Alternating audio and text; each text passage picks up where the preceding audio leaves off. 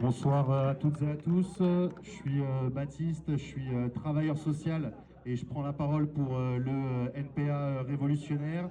C'est une fierté pour nous, encore une fois, de partager un moment comme ça, de voir que même quand tu es privé de tes droits, il y a une chose dont ils ne peuvent pas te priver, c'est de ta dignité, et que cette dignité, elle se trouve dans nos mobilisations collectives. Ça a été un peu dit, mais en ce moment, à l'Assemblée nationale, ils nous préparent de nouvelles attaques dans le nouveau budget 2026. Bon, ils vont notamment geler les APL et continuer à amputer un peu plus les droits existants qui ont été gagnés grâce aux mobilisations.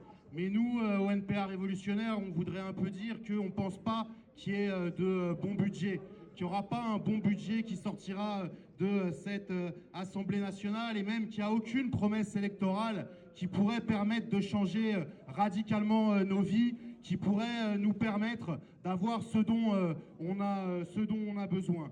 Bon, l'exemple de cette mairie qui attend 11 ans pour recevoir en personne les représentants des collectifs de mal logés, pour nous être un bon exemple de ces difficultés quand tu crois à ces promesses électorales. Alors oui, il y a des dizaines de milliers de logements qui sont vides à Grenoble, il y a des milliers de personnes qui sont à la rue, et il n'y a pas besoin d'avoir fait Bac+5 pour se dire qu'en fait, tu prends ces logements vides et tu permets aux gens qui sont à la rue d'avoir un toit au-dessus de la tête.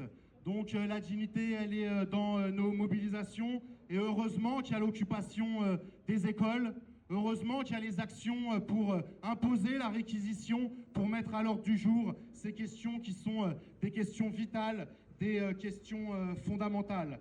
Alors, finir sur deux petites idées. La première, c'est que dans toutes nos mobilisations, on doit combattre le pouvoir du patronat, le pouvoir de la classe dominante. En fait, c'est les mêmes, les patrons, qui d'un côté te donnent un salaire dégueulasse, te précarisent, et de l'autre côté te prennent des loyers incroyables et qui spéculent sur les logements vides.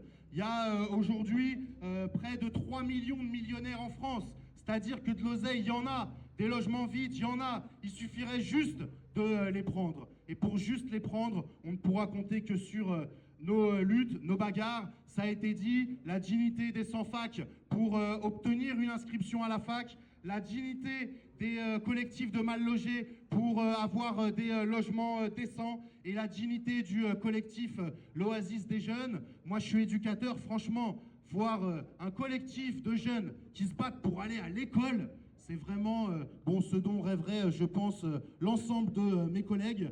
Donc vive la lutte collective. Et bien sûr, on lâche rien ce soir, on lâche rien demain, et on lâche rien jamais.